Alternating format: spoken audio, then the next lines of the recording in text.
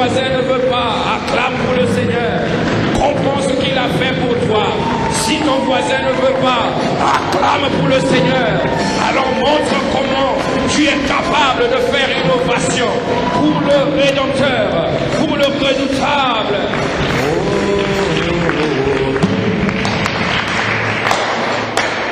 Mon histoire,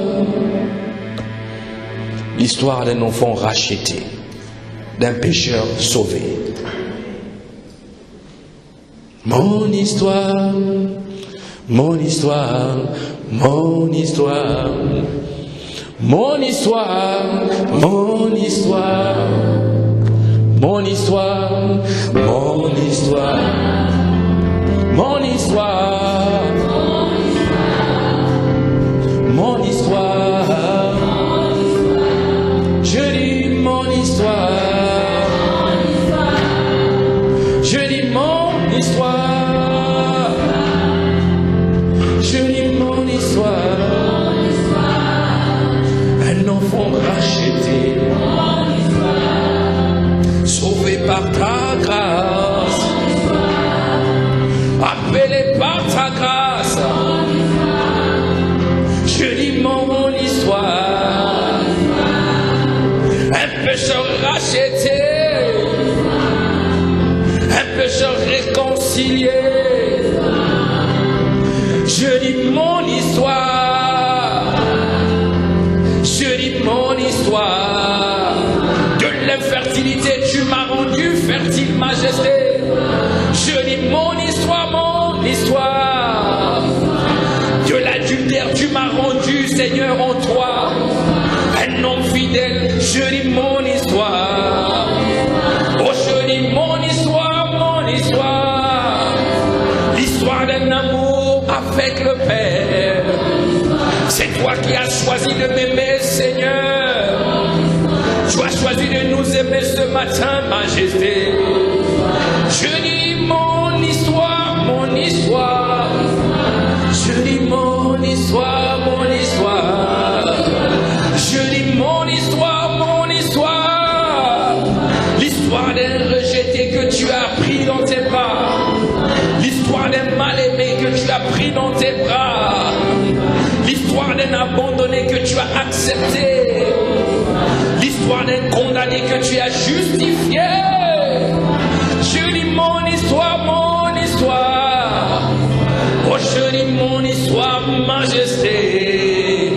Ce matin, je suis reconnaissant, Seigneur, du chemin de là où tu m'avais pris, majesté, jusqu'à là où tu nous as ramenés en ce moment. Laissez-moi t'appeler Ebenezer. Laissez-moi t'appeler Ebenezer. Oh, le Dieu de ma protection, de mon salut. Alors ce matin, je veux simplement te dire que toi seul es digne. Ce matin, je veux simplement te dire que tu es digne, majesté, de recevoir mon adoration, de recevoir ma contemplation. Et lorsque je dis, tu es au-dessus de tout, Seigneur. Dans cette église, c'est toi le patron Jésus. Dans cette église, c'est toi le bon pasteur. Oh, je dis mon histoire, mon histoire. Le plus beau d'entre 10 000, c'est toi, Seigneur. Le Saint d'Israël, c'est toi, Seigneur. Le lion de la tribu de Judas, c'est toi.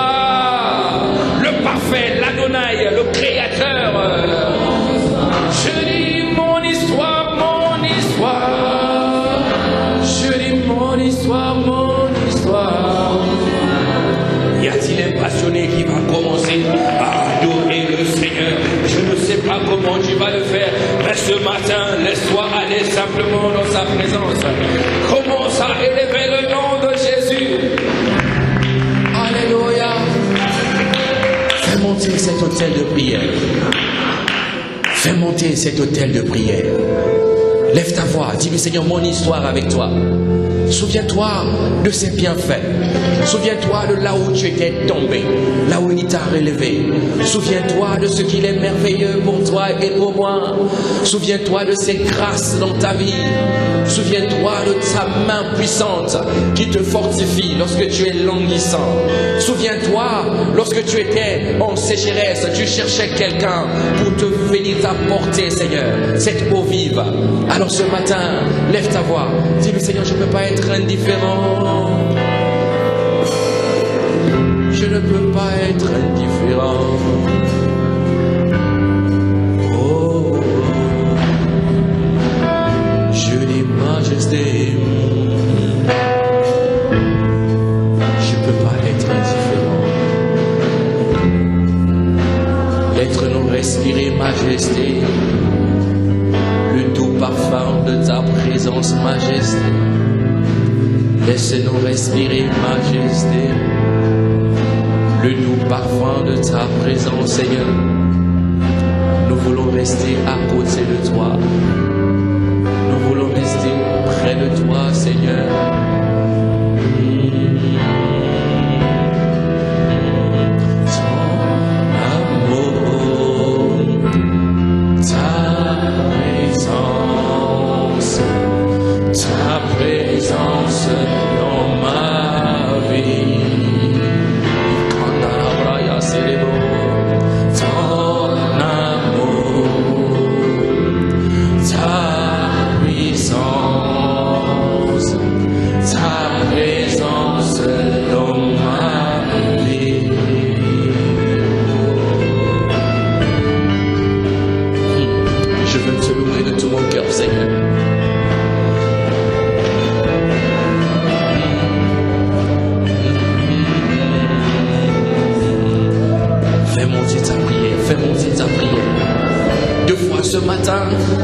Nous ne sommes pas venus comme des religieux, mais nous sommes venus comme des hommes qui ont une relation avec lui.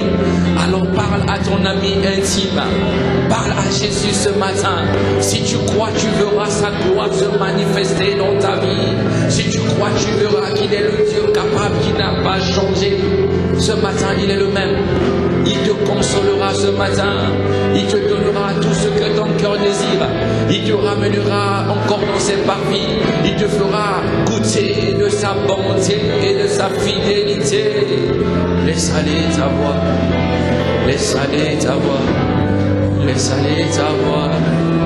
Laisse aller ta voix. Alléluia. Béni sois-tu, Seigneur.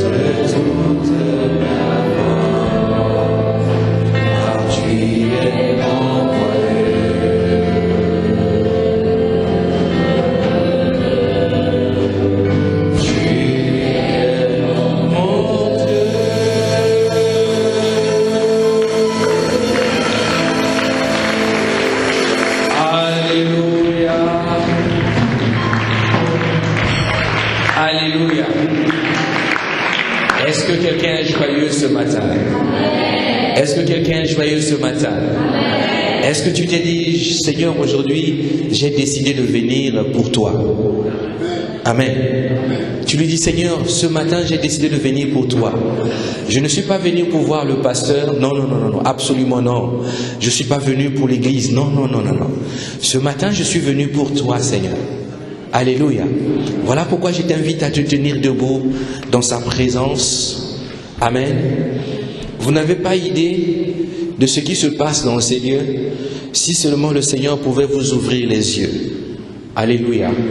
Vous verrez comment l'armée des anges nous environne ce matin. Alléluia. Si le Seigneur pouvait vous ouvrir les yeux, vous verrez combien le roi est assis en ces lieux en ce moment. Est-ce que tu peux regarder ta main et acclamer pour ce roi-là? Dis, je suis venu pour toi ce matin, Seigneur. Uniquement pour toi ce matin. J'ai une raison de pousser des cris de joie ce matin. Quelqu'un ne comprend pas, il dit pourquoi ils acclament autant? Nous acclamons le vainqueur de Golgotha. Nous acclamons celui qui est digne. Nous acclamons celui qui est notre roi, celui qui est notre Père, le lion de la tribu de Juda, le plus beau d'entre 10 000. Alléluia.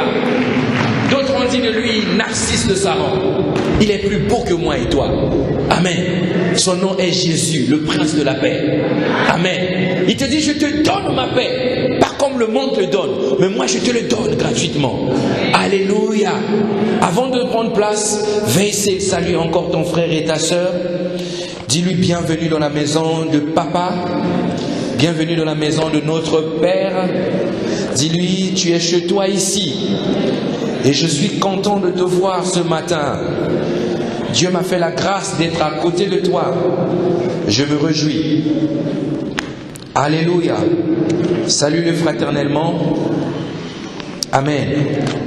Merci de prendre place dans sa présence. Alléluia. Nous bénissons le Seigneur.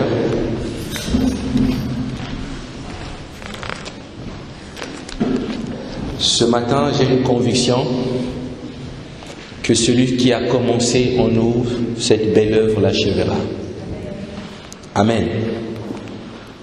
Hier, on a eu la rencontre des femmes. Est-ce qu'il y a une femme qui était là hier? Les femmes qui étaient là? Amen. Bon, vous qui n'étiez pas là, acclamez pour les sœurs qui étaient là. Non, acclame. La prochaine fois, tu seras là, c'est pas un problème. Alléluia. Seigneur, nous te disons merci. Merci pour les femmes. En tout cas, elles ont partagé un terme magnifique. J'ai eu des retours. Le Seigneur les a conduits. Amen. Je crois que ce n'est pas fini. Il y aura encore d'autres journées thématiques comme ça pour les femmes. Et le Seigneur nous emmènera de gloire en gloire. Amen.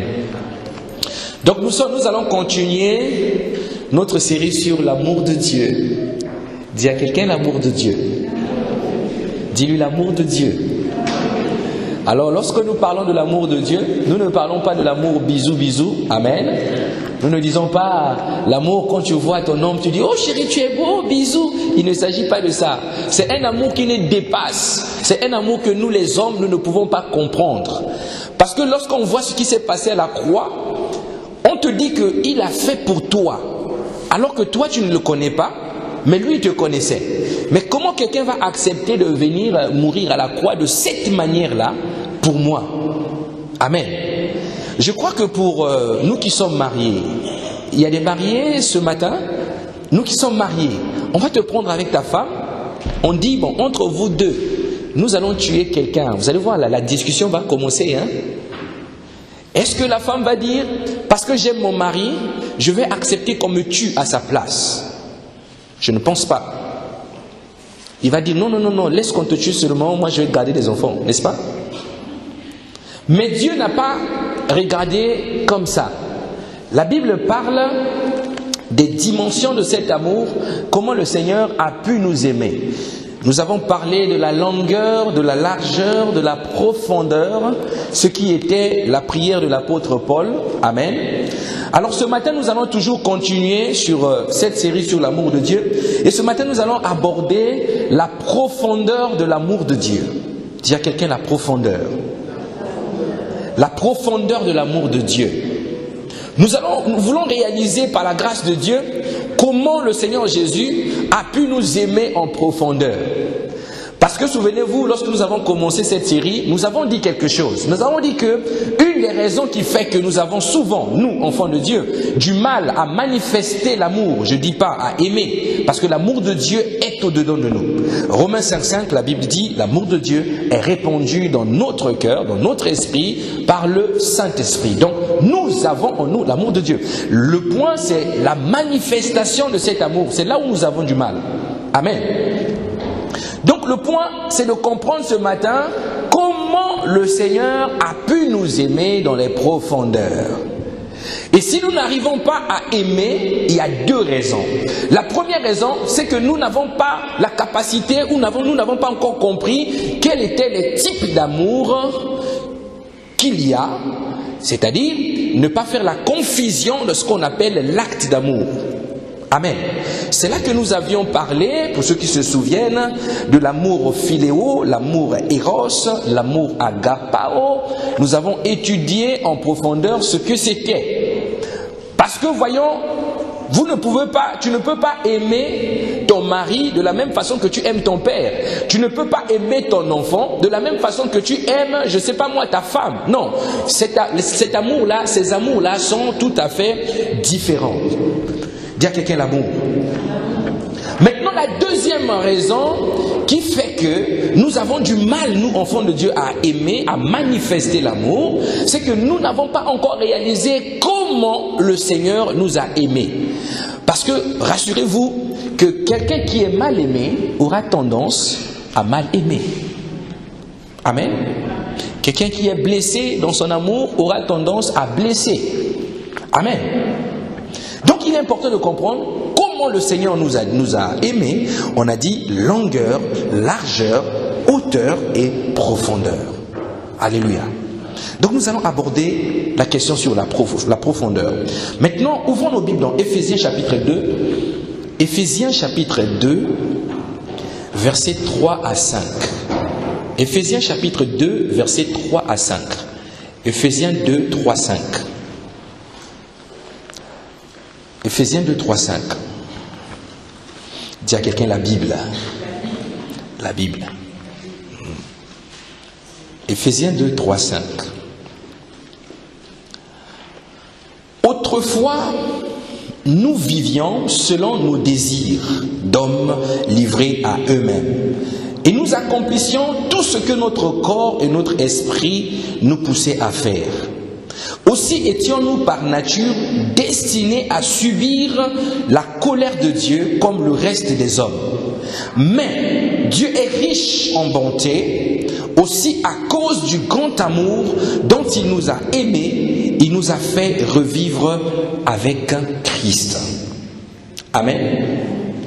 Donc moi et toi et ton frère et ta sœur et ta voisine, nous n'étions pas destinés à vivre la promesse de Dieu. Alléluia. Le seul peuple qui avait été choisi par Dieu, c'était le peuple d'Israël. Ce n'était pas moi et toi.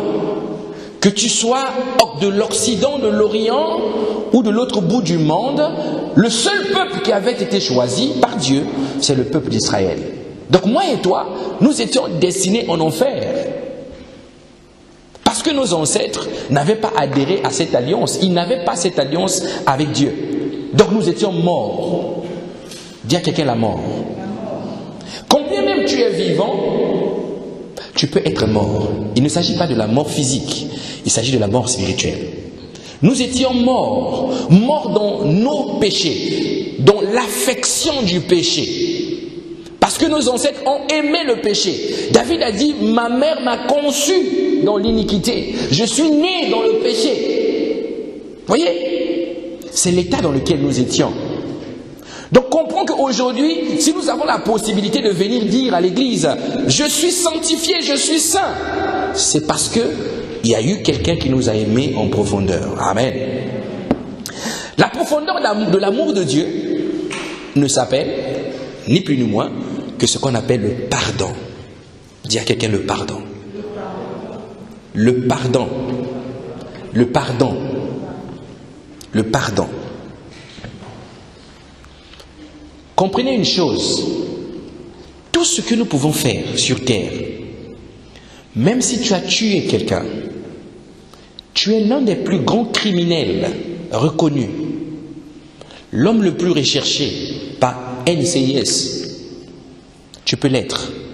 Mais Dieu, dans son amour, est capable de te pardonner. Et il a choisi librement. Personne ne lui a forcé de venir porter la croix. Ésaïe dit dans Ésaïe chapitre 1, verset 18, Ésaïe 1, 18, Ésaïe dit: si vos péchés sont rouges comme de l'écarlate, ils deviendront blancs comme la neige. Ésaïe 1, verset 18. Ou encore, toujours le prophète Ésaïe, dans Ésaïe 55, verset 7, il dit que le coupable revienne à l'Éternel, qui aura compassion de lui à notre Dieu, qui ne se lasse pas de pardonner.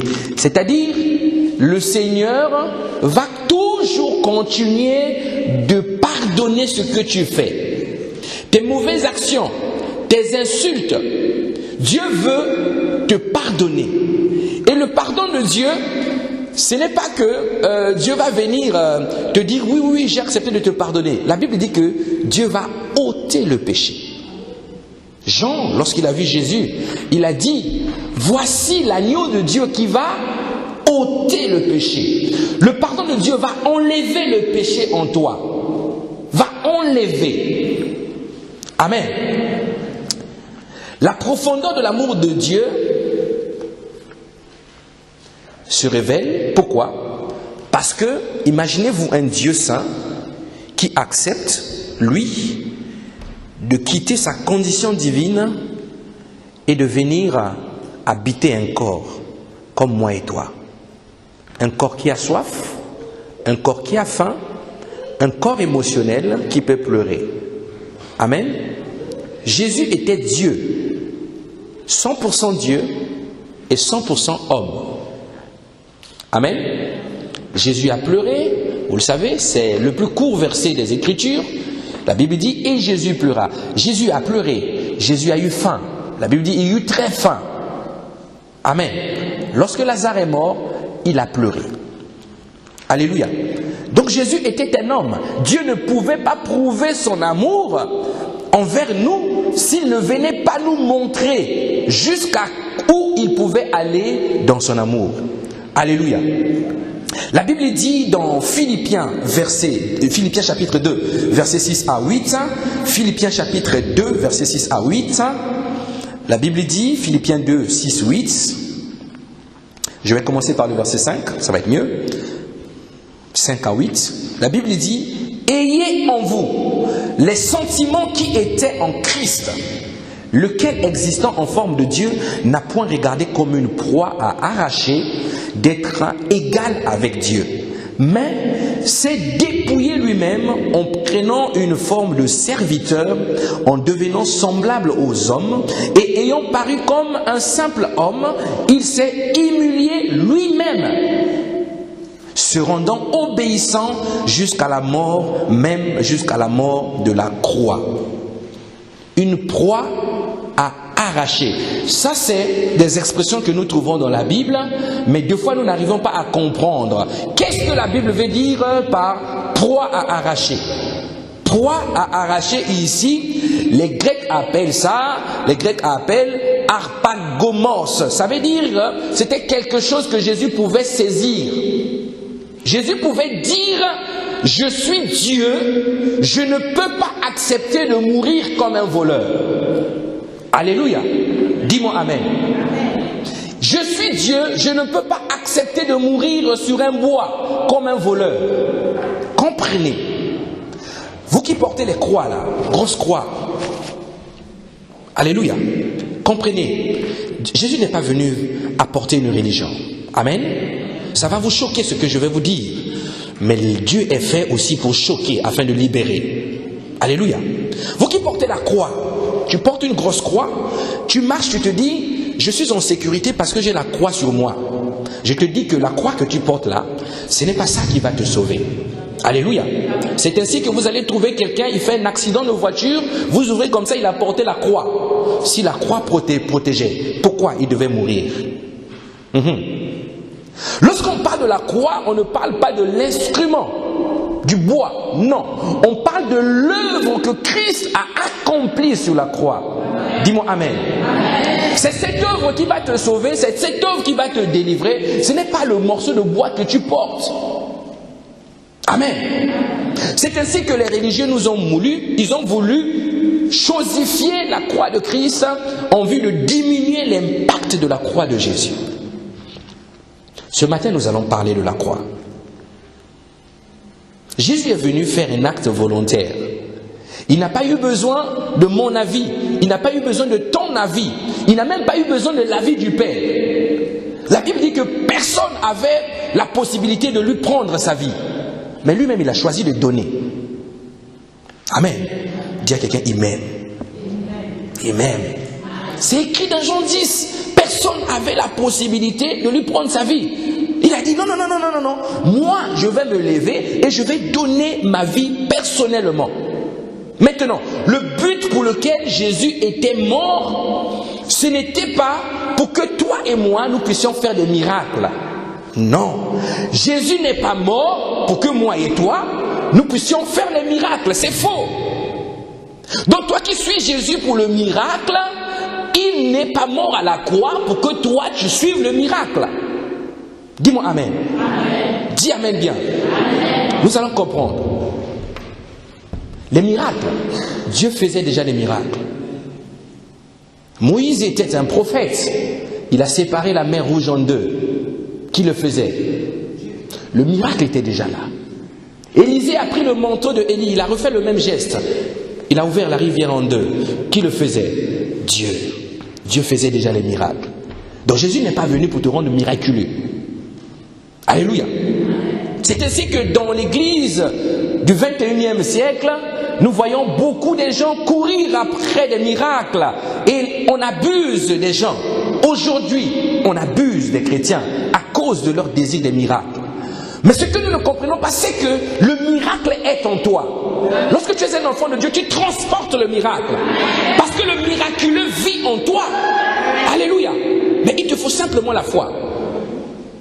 Donc, ne suis pas une église parce que tu vois les gens tomber. Tout le monde est comme ça. Là, tu dis, oh, il y a la puissance. Mais la puissance de Dieu habite en toi. Alléluia. Deuxième raison pour laquelle Christ n'était pas mort. Christ n'était pas mort pour satisfaire nos besoins. Christ n'est pas mort pour nos besoins. Il n'est pas mort pour que tu deviennes comme Bill Gates. C'est faux. Christ n'est pas mort pour que toi tu dis, oh Seigneur, donne-moi des enfants. Pour que tu aies des enfants. Il n'est pas mort pour ça. Il n'est pas mort pour tes enfants. Il n'est pas mort pour ta richesse. Il n'est pas mort pour la fortune, pour te donner la fortune. Faux. Le but, ce n'était pas ça.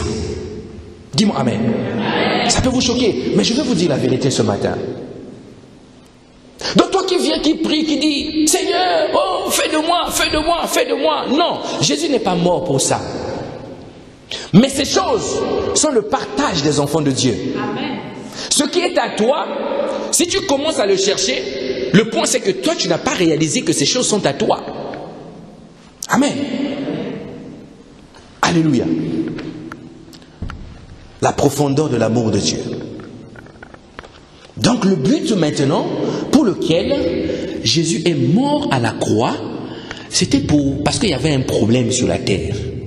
Dis à quelqu'un un problème. Le problème qu'il y avait sur la terre, ce n'était pas le besoin. Non, non, non, non, non, non, non, non. C'est vrai, quand Adam et Ève ont désobéi au Seigneur, l'acte que Dieu va venir poser devant Adam et Ève, c'est répondre à leurs besoins. La Bible dit que lorsqu'ils ont goûté à ce fruit, leurs deux yeux physiques s'ouvrent et ils ont vu qu'ils étaient nus. Alors ils ont eu le besoin de se vêtir. Ils ont couru prendre les feuilles de figuier. Ils se sont mis comme ça. Mais Dieu est venu, il a pris les animaux, il a tué, il a pris la peau. Il leur a fait les vêtements des peaux d'animaux qu'il a donnés à Adam et Ève. C'est vrai, Dieu va poser un premier acte qui consiste à répondre aux besoins. Mais ce pourquoi Jésus est venu mourir, ce n'était pas pour le besoin. C'était pour réparer ce qui a été commis, ce qu'on appelle le péché. Acclame le Seigneur. Oh, je comprends que tu n'acclames pas, mais parce que tu te dis, Jésus est mort pour réparer le problème du péché. Tu vois, avant la chute, Adam n'avait jamais commis de péché. Adam était dans Éden. Éden, le mot Éden ici, d'autres versions traduisent le mot Éden comme étant l'atmosphère. Donc Adam était quelqu'un qui vivait dans l'atmosphère de la présence de Dieu. Alléluia. Mais cet acte-là, ce problème-là a fait que Adam soit séparé de notre Dieu. Maintenant, il aurait fallu que Dieu vienne manifester son amour, aller plus loin, plus loin. Nous, on aurait pu dire, Adam, c'est pas moi qui t'ai demandé de manger ça, t'avais qu'à faire attention. Mais le problème, c'est que lorsque Adam va poser cet acte de désobéissance, il a rendu l'humanité désobéissante envers Dieu. Dis-moi Amen. Parce que nous étions tous en Adam. Tu étais en Adam, moi j'étais en Adam. Nous sommes le résultat d'une sémence humaine. Le premier être humain, c'est Adam. Nous étions en lui. Mais il a fallu que Dieu envoie un second Adam. Il y a quelqu'un, le second Adam. Le second Adam. Le second Adam est venu pour montrer cet amour profond que Dieu avait à notre égard. Actes chapitre 5, verset 31, la Bible dit, Actes 5, 31, la Bible dit, Dieu l'a élevé par sa droite comme prince et sauveur pour donner à Israël la repentance et le pardon des péchés. Pour donner à Israël. À Israël. Donc ce n'était pas à toi et à moi. Pour donner à Israël le pardon des péchés. Il dit plus loin dans Actes 13, 38, il dit, sachez donc, hommes frères, que c'est par lui que le pardon des péchés vous est annoncé. Donc Jésus va venir payer le prix pour qu'on efface ces choses.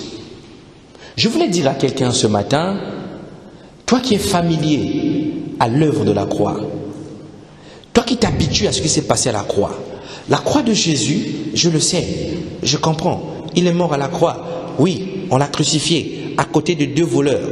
Nous devenons les historiens de l'Église, alors que la croix est un acte qui te donne tout ce que toi tu recherches. La clé de ta vie se trouve à la croix. Amen. La clé de ta vie, de toute ta vie se trouve à la croix. Maintenant, le point c'est que moi et toi, nous étions devenus péchés. Nous avons commis tellement des actes mauvais. Alors, Dieu va venir faire un échange. Dis à quelqu'un l'échange. L'échange.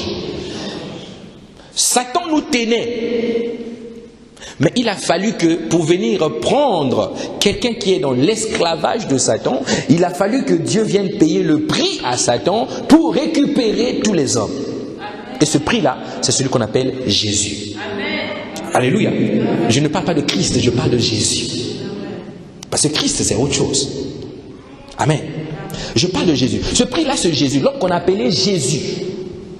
Donc c'est lui le prix que Dieu va choisir pour payer.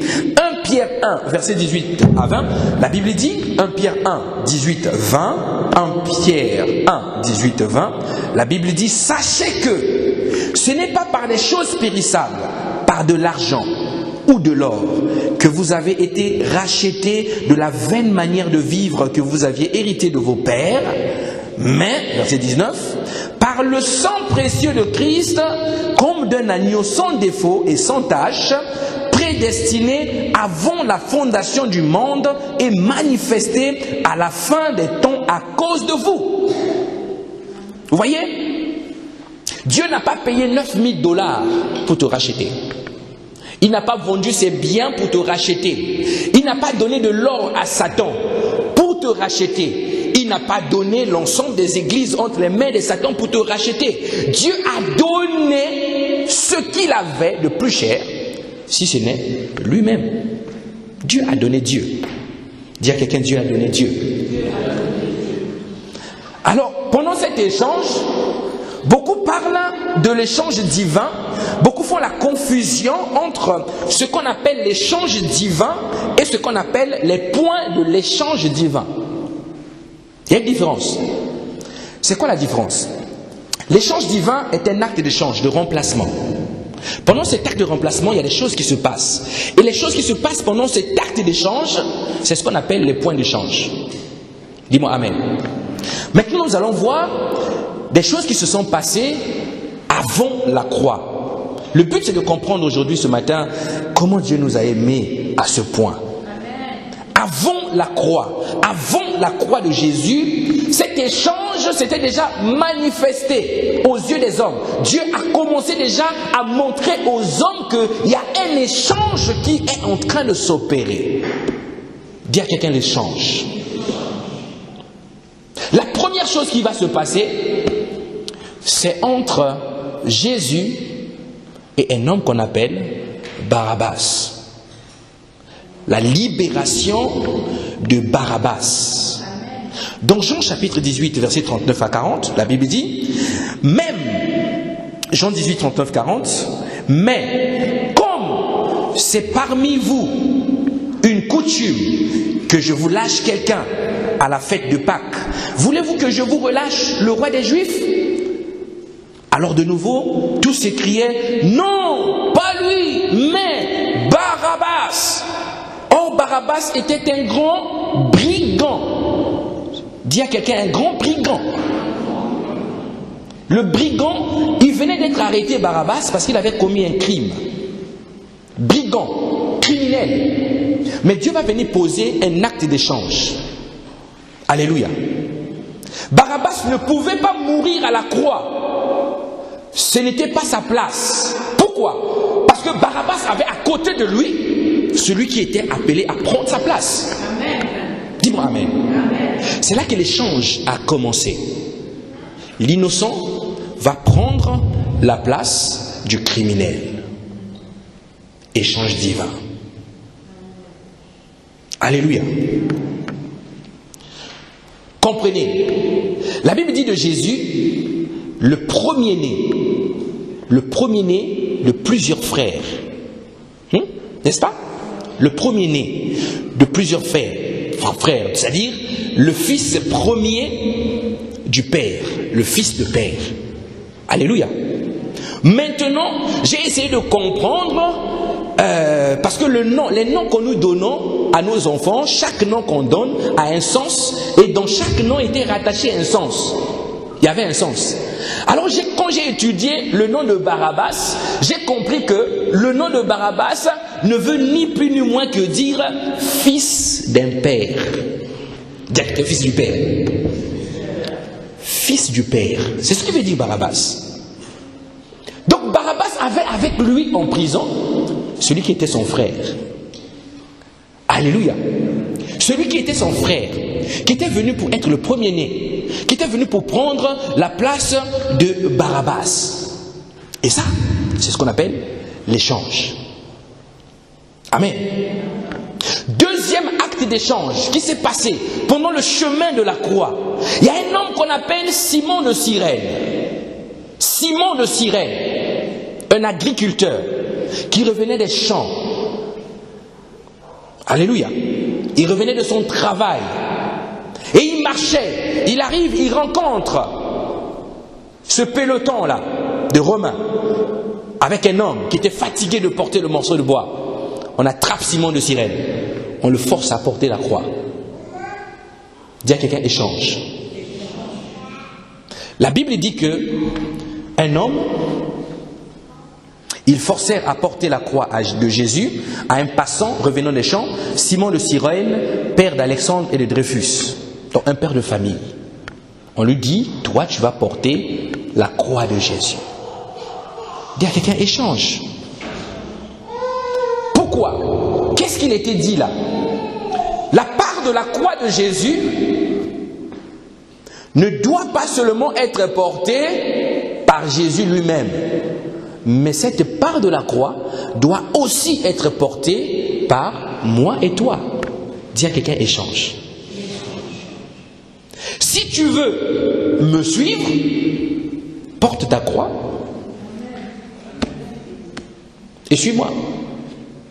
Je vais dire à quelqu'un, toi qui n'aimes pas les souffrances, toi qui n'aimes pas à l'église, toi tu cherches souvent les bénédictions, tu n'aimes pas souffrir, tu n'aimes pas payer le prix. Lorsque tu rentres à l'église, tu regardes ta montre comme ça, tu dis, vraiment le pasteur ça a mis du temps, il faut que je parte vite. Tu es incapable d'appeler une âme, tu es incapable de fortifier un frère.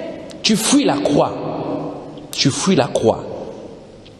Mais comprends que, aussi longtemps que tu fuiras la croix, tu ne pourras pas jouir du bénéfice de la croix.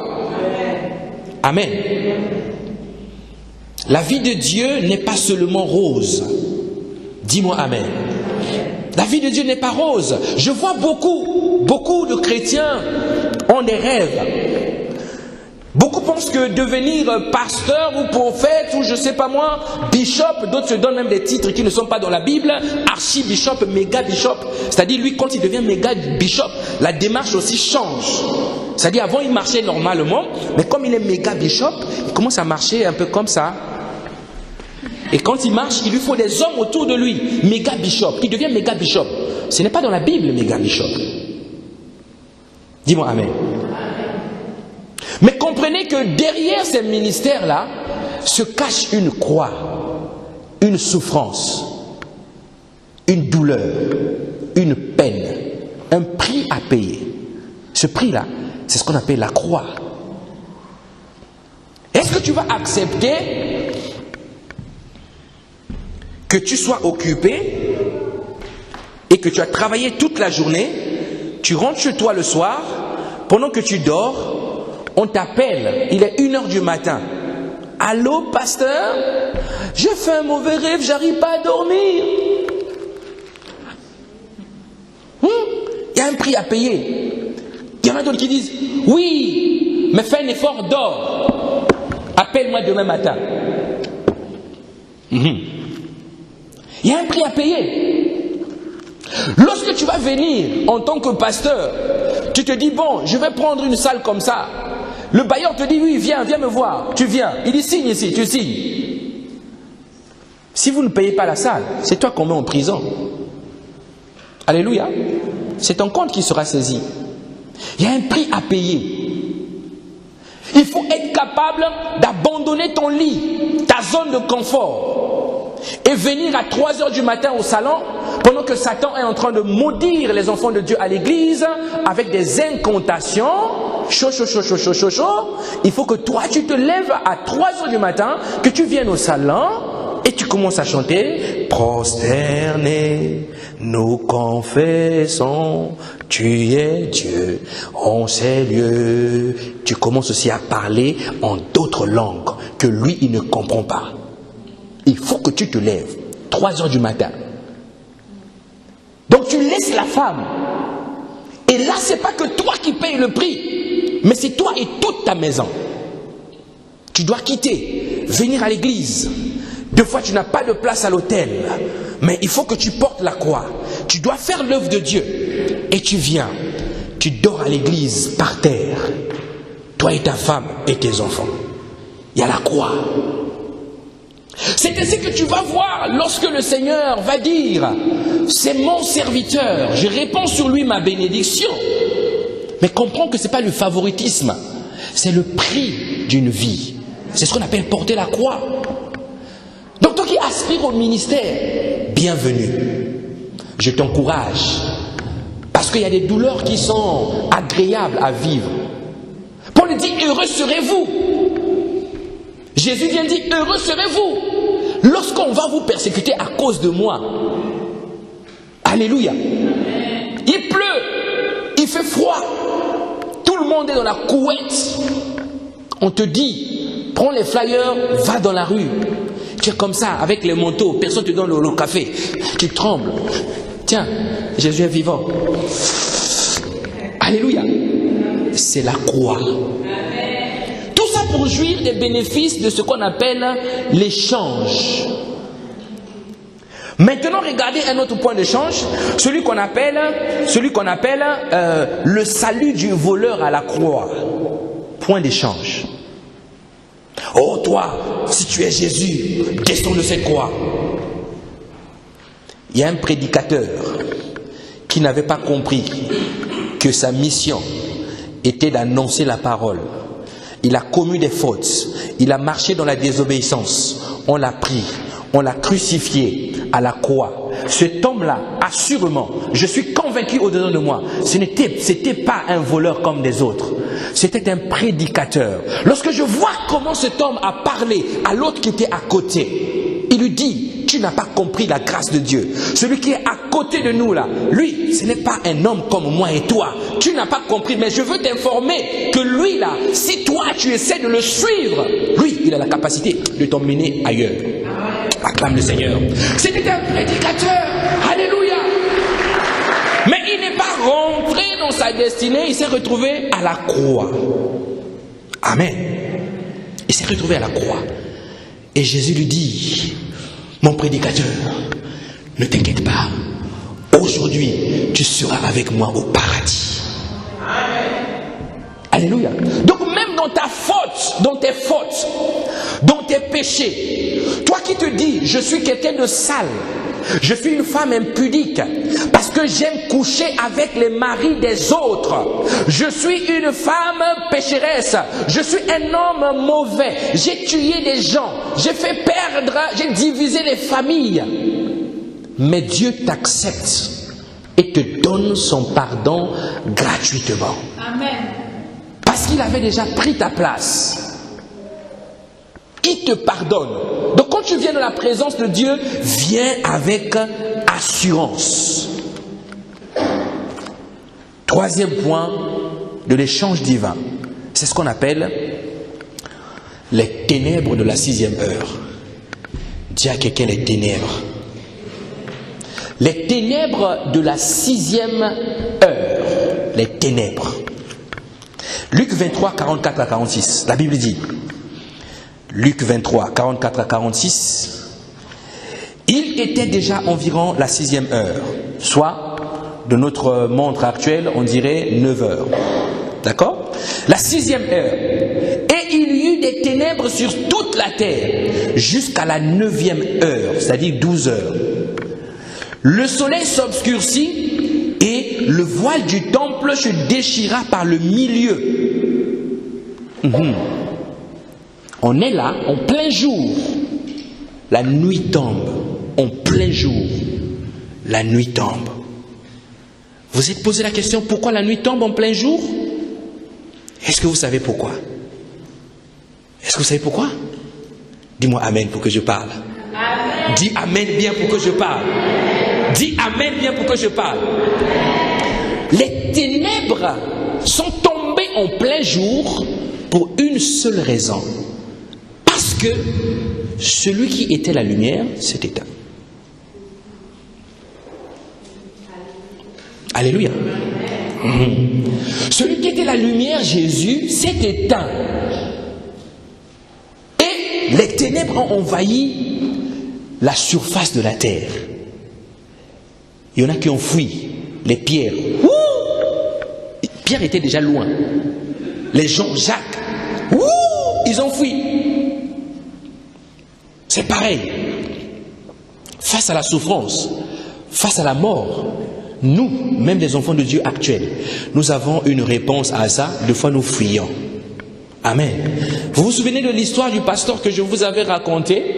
L'histoire d'un pasteur qui faisait un culte un dimanche à l'église. L'église était remplie de fidèles. Mais autour de ce pasteur-là, il y avait des hommes et des femmes qui n'étaient pas vrais, qui avaient des vies bizarres, mais qui faisaient les saints lorsqu'ils venaient à l'église. Ils étaient saints le dimanche, la journée, leur vie leur appartenait. Dimanche, ils étaient à Christ, mais dehors, leur vie leur appartenait. Les diacres de l'église avaient compris que le pasteur n'a pas compris, il n'a pas assez prié. Bon, nous, on va lui libérer de ces gens-là, de ces faux frères. La Bible parle des faux frères qui s'introduisent dans l'église, les faux frères. Qu'est-ce qui s'est passé? Les diacres ont préparé un coup. Et un dimanche comme ça, en plein culte, les diacres sont rentrés avec des cagoules. Quelqu'un se souvient de ça? Les diacres sont rentrés cagoulés, ils ont mis des cagoules. Ils ont pris des fusils en plastique. Ils sont rentrés à l'église. À terre, tout le monde! Tous les chrétiens étaient comme ça. face à la mort. Ils ont oublié que Jésus va les remèner au ciel, même s'ils meurent. Tout le monde était par terre. 2 diacres sont montés, ils ont tenu le pasteur comme ça. Tenu, maintenu. Et les autres à la porte, il y a un à la porte. Tous avec des armes. Bon, maintenant ici c'est nous qui faisons la loi.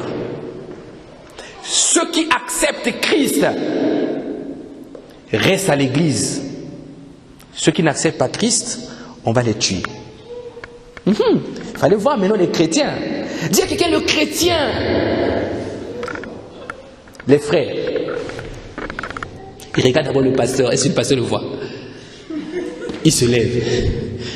Il sort. Un à un. Pasteur, il y a un autre diacre qui était faux. Pasteur, moi j'ai mes enfants. Bah, lui aussi il est sorti. Toute l'église s'est vidée. Tout le monde a fui.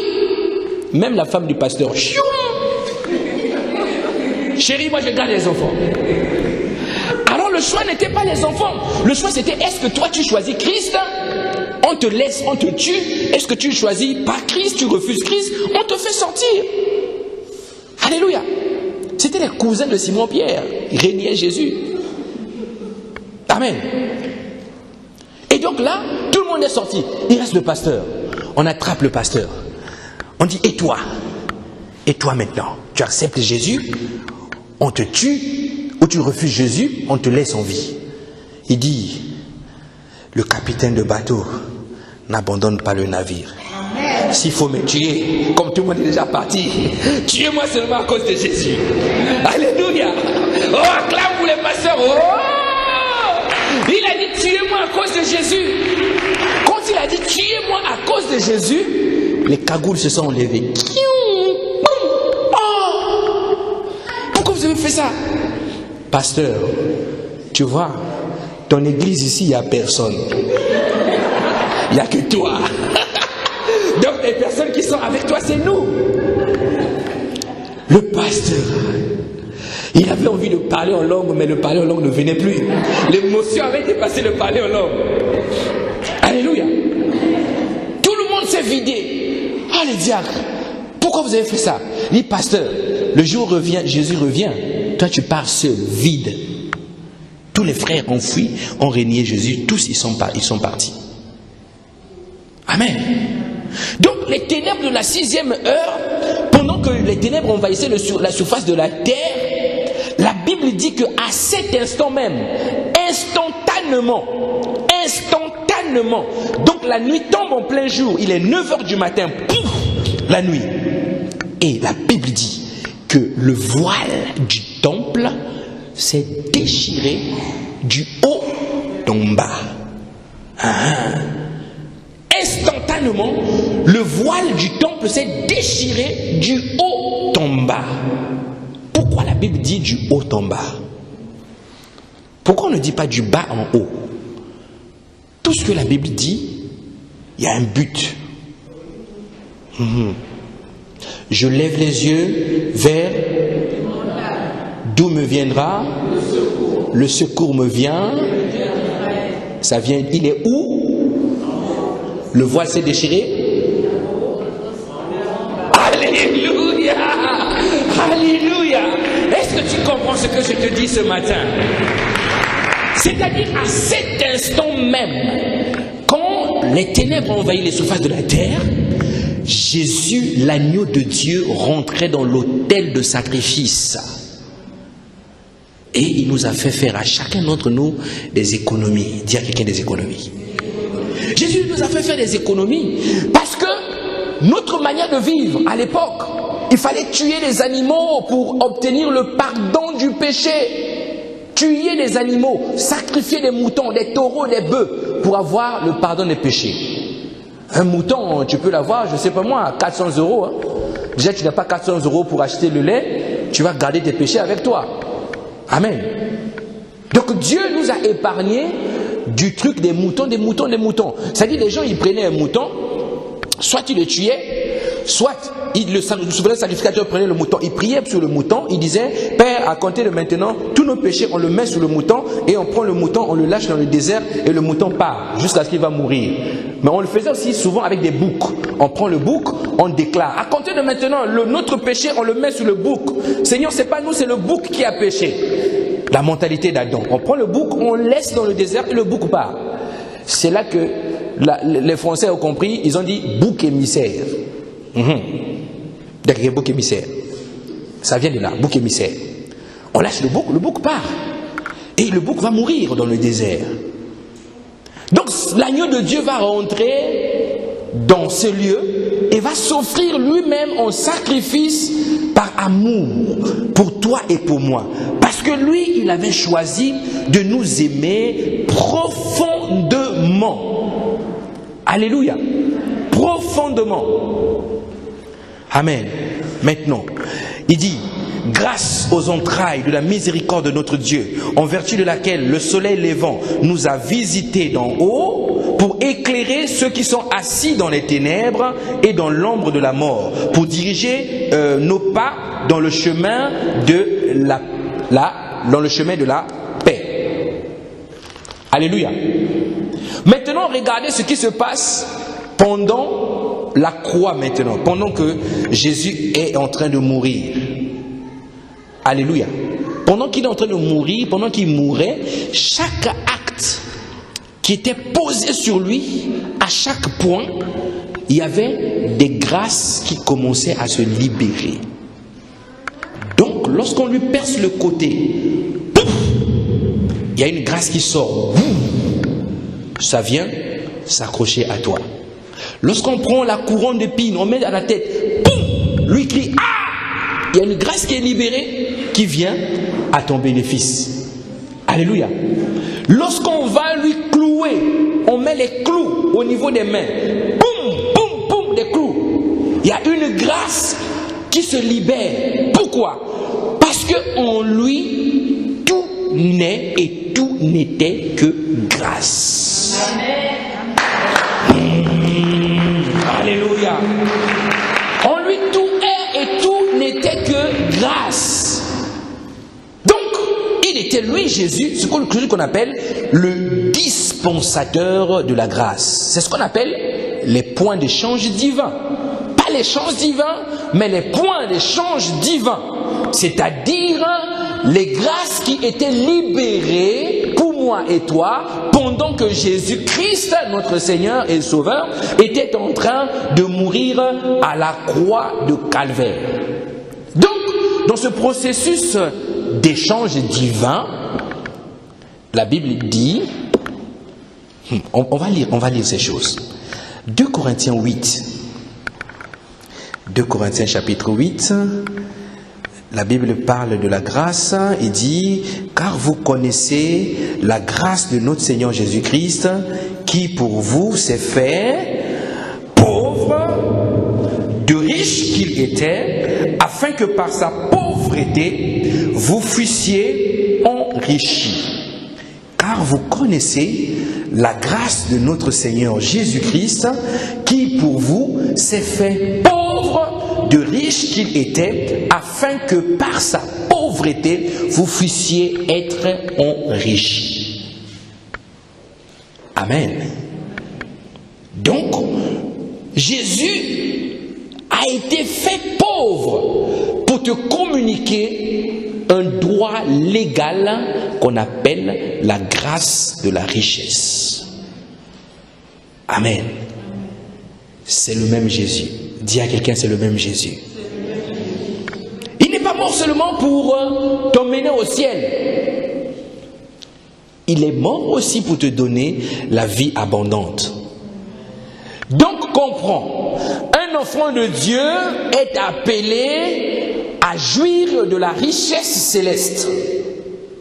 Jésus s'est appauvri pour que toi tu sois enrichi. Dis à quelqu'un enrichi. Je ne te parle pas de l'escroquerie, non. Je ne dis pas que escroque les gens, Jésus est mort pour ça, non. Je ne dis pas que organise les jeux d'argent pour gagner au loto, ça c'est la richesse, non. Ce n'est pas de ça que je parle. Si Jésus s'est fait pauvre pour que toi tu deviennes riche, il ne s'agit pas pour toi et pour moi de venir dire, bon, ok, maintenant je vais faire. Non, non, non, non, non. Il s'agit d'une bénédiction bénédiction de la grâce qu'on appelle la richesse. Dis-moi amen. Cette richesse va apparaître sous forme de bénédiction. Comprends. Parce que si tu ne réalises pas, tu vas rentrer dans ta chambre, tu vas écarter tes mains. L'ange Gabriel n'emmènera jamais les billets. Dis-moi amen. Tu peux prier comme tu veux. Tu peux intercéder comme tu veux. La richesse dont Jésus a mis à ta disposition, ce n'est pas que tu vas l'obtenir en écartant les mains en disant Seigneur, l'argent arrive. C'est faux. Tu peux prier, jeûner, prier, jour et nuit, 24 heures sur 24. Tu vas maigrir jusqu'à ce qu'on vienne te donner le pain, nous. Parce qu'on va t'aider. Amen. Ce n'est pas de cette richesse-là. Mais la Bible dit que, j'aime ce passage, Josué chapitre 1, verset 8. La Bible dit, Josué, mon fils, serviteur de Moïse. Moïse, mon serviteur, est mort. Mais toi, Josué, prends le livre de la loi, médite le jour et nuit, parce que dans ce livre de la loi, Josué, tu vois, il y a la grâce de la richesse en Christ qui va arriver. Mais toi, tu vas le vivre sous forme de l'ombre des choses à venir. Mais Josué, ce que je veux te dire, c'est un conseil que je te donne. Si tu veux réussir, si tu veux avoir du succès, si tu veux aller de l'avant, si tu veux avoir cette richesse, Josué, ce que je te demande, Josué, c'est d'entreprendre. C'est alors qu'il dit, tu réussiras dans tout ce que tu entreprendras. Alléluia. Comment cette richesse arrive? Je me réveille, une idée m'arrive en tête. Comprenez comment le Saint-Esprit parle. Le Saint-Esprit parle par l'inspiration également. Il va inspirer. La parole de Dieu a été inspirée par Dieu. Par Dieu l'Esprit. Le Saint-Esprit va venir t'inspirer. Tu restes là, tu as une pensée. Oh, comment je vis ma vie? Quand je jette des gens pour faire les décorations de mariage, ils aiment, ils trouvent ça joli. Ah, mais je sens que j'ai beaucoup d'idées dans ce domaine. Quand j'achète quelques bijoux, je veux les revendre. Je vois comme s'il y a beaucoup de clients qui arrivent en moi. Non, au fait, je vais créer une société. Entreprendre. Tu fais tes démarches, tac, tac, tac, tac, tac. Et là, seulement là, au lieu que tu commences à courir, en train de tracter tout le temps, les clients vont commencer à te téléphoner. Dieu va venir déverser la bénédiction de la richesse entre tes mains. Alléluia. Voilà pourquoi il dit, vous êtes riches, mais vous mourrez comme des pauvres. Vous êtes des rois, des sacrificateurs, des princes, mais vous vivez comme des malheureux. Pourquoi? Parce que l'intelligence n'est pas renouvelée. Donc cette action de grâce va te débloquer la bénédiction céleste qui va se répandre sur l'ensemble de ce que tu vas entreprendre. Alléluia. Il y a un patron d'entreprise qui a demandé à ses salariés, lui il n'embauche que des chrétiens. Donc chaque matin, avant le café, tout le monde proxénait. Quand il finit de parler, il voit comme ça, la fin d'année arrive, chiffre d'affaires. Est-ce que vous comprenez? Entreprends. Jésus est mort pour te communiquer cette richesse. Nous sommes dans le monde. Alléluia. Donc deux fois quand tu es chrétien, toute ta vie, tu meurs aux pieds des gens. S'il te plaît, aide-moi mon frère. T'as pas 2 €, t'as pas 50 centimes. Vraiment, je suis dans les temps de l'épreuve. Mon ami, depuis 1902, ton épreuve a commencé. Donc tu fais 25 ans d'épreuve. Jusqu'à ta vie, tu es né dans l'épreuve, tu meurs dans l'épreuve. Et tu penses que c'est la volonté de Dieu. Amen. Ça, c'est un mensonge satanique. Moi, je sais que Christ est mort afin que moi je sois enrichi. Enrichi pas seulement de l'argent, mais de toutes sortes de richesses. Toutes sortes de richesses. Alléluia.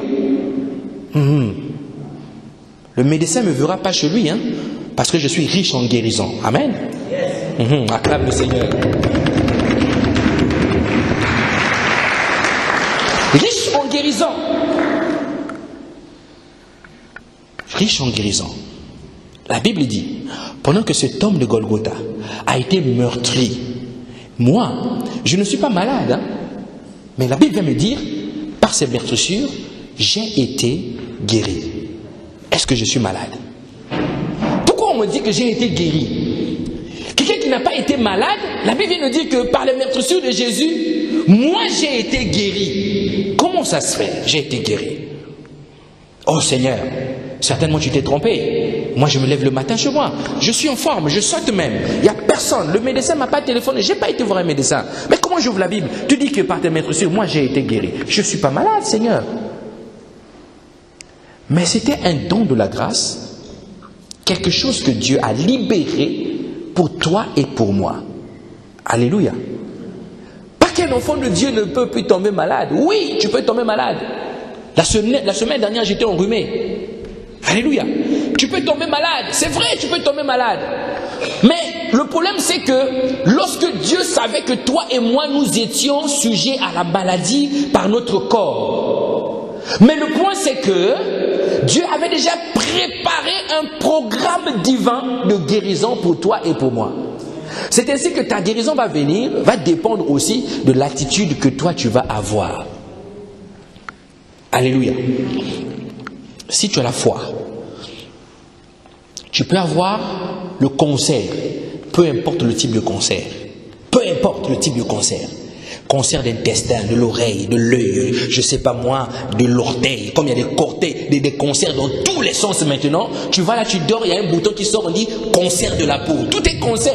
C'est-à-dire les médecins qui pensent avoir l'autorité de déclarer des maladies sur ta vie, des fois ils se trompent même de diagnostic. Dieu le savait. Il avait déjà préparé pour toi la guérison divine. Donc lorsque tu es malade, tu es alité comme ça, branché par des perfusions, ne te contente pas de dire je suis malade, emmenez-moi une feuille, je veux faire les testaments. Mais la Bible dit qu'il y a un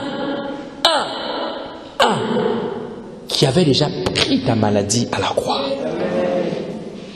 Donc un malade qui est hospitalisé, qui se réveille le matin avant que les infirmiers arrivent, l'infirmier arrive au couloir, il entend dans la faiblesse.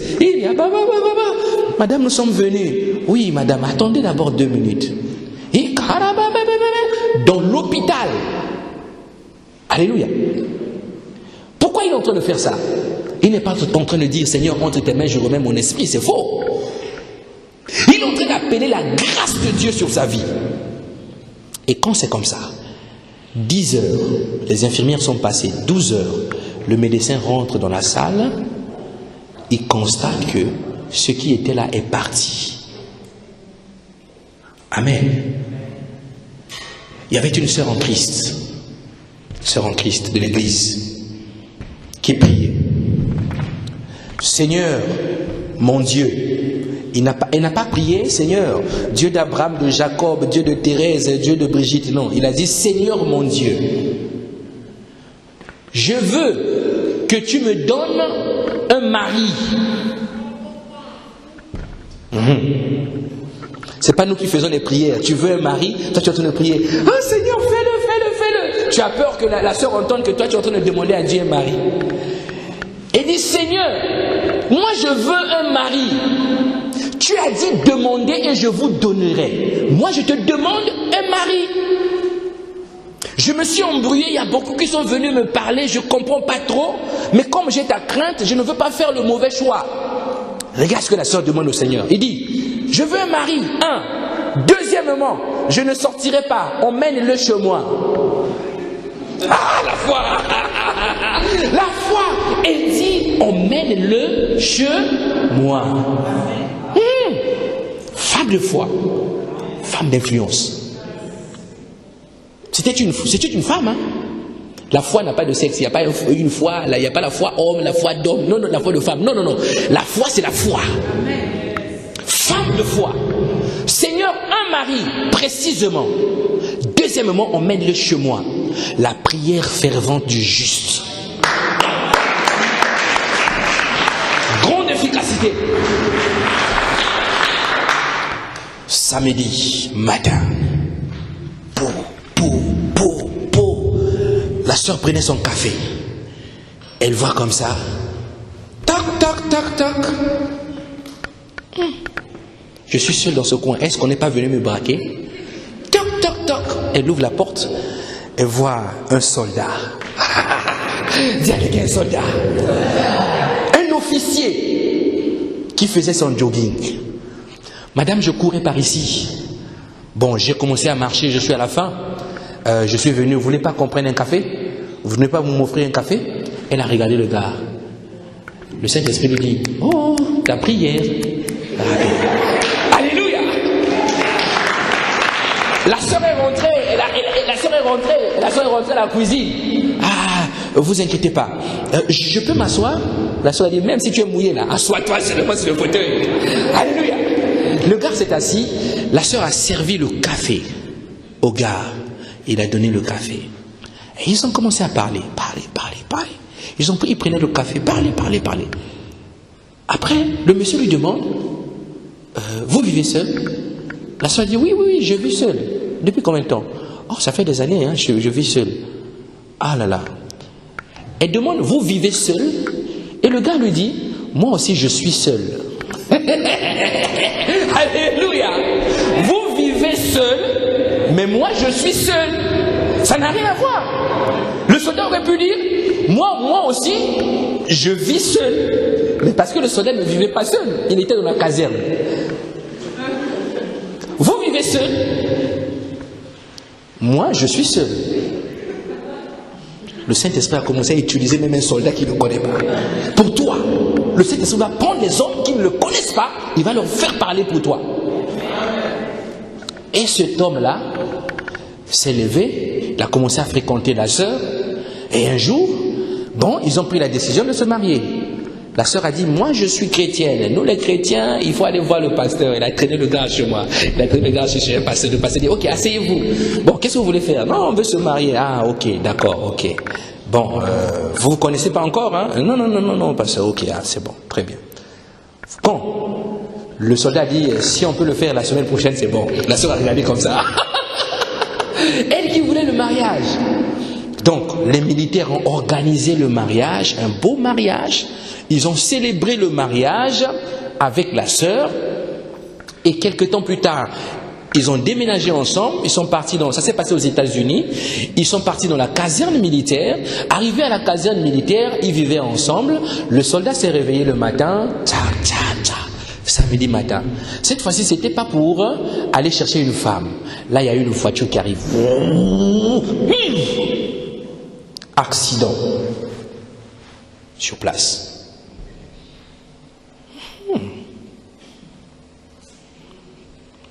Quelqu'un aurait prié comme Job. L'Éternel a donné, l'Éternel a repris. C'est faux. Alléluia. Job s'est trompé. Amen.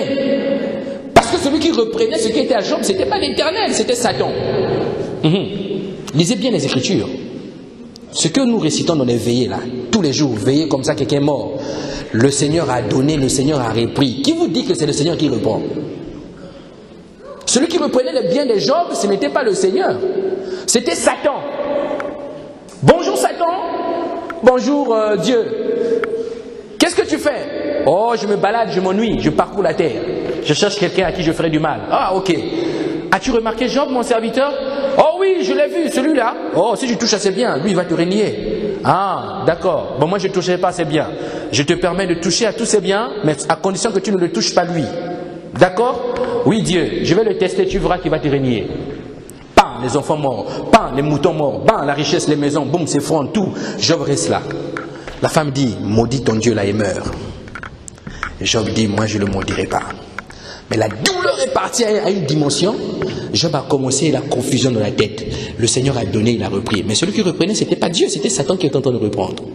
Et Dieu vient reprendre Job. Il dit, Job, quand le soleil se lève là, est-ce que c'est toi qui as fait ça? Les animaux qui mettent bas là, c'est toi? Lorsque moi je faisais les mers, est-ce que toi tu étais là? Toi tu dis que moi je réponds. Pourquoi tu m'accuses comme ça, Job? Job, est-ce que tu n'as pas compris? Job a dit, oui Seigneur, je comprends. Bon, Dieu dit, je te pardonne.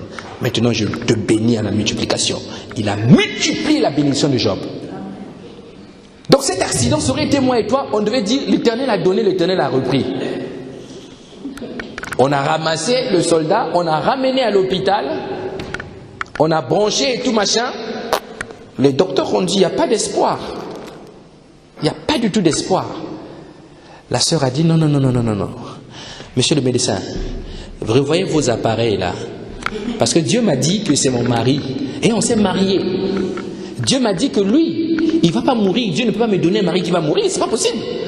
Je lui ai dit, madame, là, on ne vous parle pas de la foi. On vous parle, je comprends votre foi, vous êtes religieuse. Mais là, moi, je vous parle de la réalité, madame. Quand on fait la radiographie, le biscocoto, la gradographie, on voit toutes les filles là, nous montrent qu'il n'y a pas d'espoir. On est venu, l'officier est venu, on dit à l'officier, il n'y a pas d'espoir. L'officier dit, ok, j'alerte la caserne. Soldat, notre compagnon de troupe, tel, va mourir. Donc il faut qu'on prépare les funérailles. Ils ont acheté un cercueil, des vêtements, ils ont pris la belle tenue des officiers, ils ont préparé pour l'enterrer, ils ont acheté un trou, ils ont construit tout. Ils ont commencé à réviser la cérémonie. Boum, boum, boum, vous tournez, boum, boum, boum. Ils célèbrent la mort. Ils se sont apprêtés à célébrer la mort. Parce que les médecins ont donné l'heure. Ils disent, le lendemain nous allons venir débrancher l'écosse pour le laisser partir. Parce que là il n'y a plus rien. La sœur est venue le matin très tôt, parce qu'on commençait à refuser qu'elle dorme à l'hôpital. Elle est venue le matin très tôt. Les médecins ont dit, oui madame, aujourd'hui vous avez le droit. On vous laisse quand même partager les derniers instants d'intimité avec lui. Les derniers instants d'intimité. La sœur a dit, merci. La voix était partie par les prières. Merci. Elle est rentrée. Elle est assise. Elle s'est assise à côté de son mari, au chevet du lit. Elle a touché le mari. Elle a commencé à appeler son mari par son prénom. Dans cette histoire, on ne parle pas du prénom du mari, mais je suppose que si c'était par exemple Jacques, elle a commencé à appeler. Jacques, je déclare que tu vis. Jacques, je déclare que tu vis. Parce que mon Dieu est le prince de la vie. Jacques, je déclare que tu vis. Jacques, je déclare que tu vis. Jacques, je déclare que tu vis. Alléluia. Tu es ma bénédiction. Jacques, je déclare que tu vis. Les infirmières passent dans le couloir. Ah, il y a du bruit là-bas. Oh, la pauvre dame, avec sa pauvre foi. Mais il ne savait pas que la foi était la ferme assurance des choses qu'on espère. Non seulement ça, mais une démonstration. Oh là là! La foi! Jacques, tu vivras. Jacques, tu vivras. Mon Rédempteur vit. Toi, tu vivras. Tu n'as pas le choix. Et cette fois-ci, le docteur est venu avec le professeur. Il ne voulait pas porter les responsabilités lui-même. Le professeur vient blues et tout avec des trucs ici là. Comment je ne sais pas ce qu'on appelle ça. Ils ont des trucs ici pour impressionner. Et comment? Stéthoscope. Magnétoscope, stéthoscope. Ils ont mis ça là, avec les stylos ici. Écrit professeur, service, je ne sais pas, des situations compliquées. Il est venu là. Homme intelligent. Il ne savait pas que le Dieu de cette femme-là était l'intelligence des intelligents.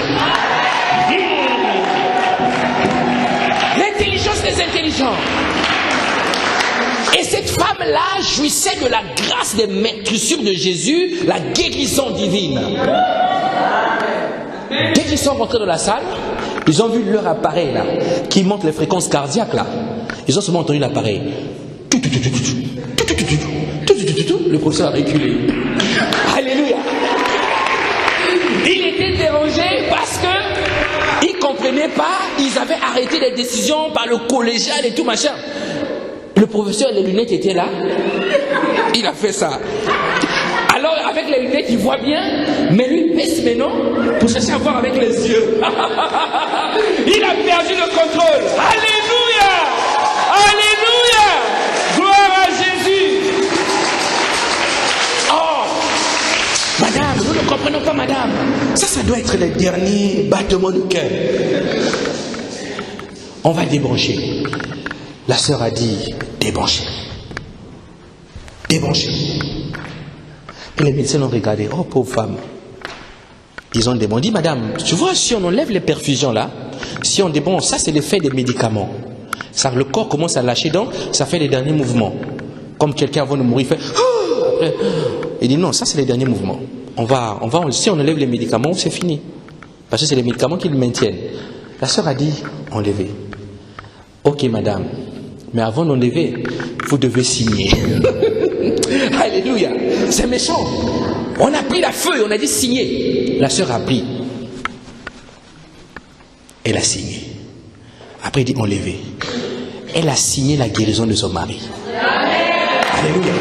Par la foi, elle a signé la guérison. Je signe. Pendant qu'elle signait, elle signait la guérison. Les médecins pensaient qu'elle signait un acte qui devait la condamner. Mais alors que ce qu'eux ne savaient pas, c'est que l'acte dont les ordonnances nous condamnaient a déjà été déchiré. Alléluia. Amen. Oh, j'aime l'œuvre de la croix. Et c'est seulement en ce moment-là, quand ils ont arrêté le perfusion, avec le truc, le perfusion s'est arrêté. Alors, ils ont enlevé le truc, poum, poum. Plus ils enlevaient les électrodes, plus le truc battait encore fort. Ah! Ils se sont regardés. Bon, on va débrancher le dernier fil. Ils ont débranché, tac. Là, le cœur bat. Il voit comme ça quelqu'un qui était dans le coma, qui n'ouvrait pas les yeux, qui était comme ça. Il a ouvert les yeux. Oh! Il a ouvert les yeux. Le professeur a regardé et dit, cette affaire-là, c'est compliqué. Au lieu de regarder l'homme malade, il commence à regarder la sœur qui était à côté. La sœur est seulement restée comme ça. Faites tout ce que vous voulez. Faites tout ce que vous voulez.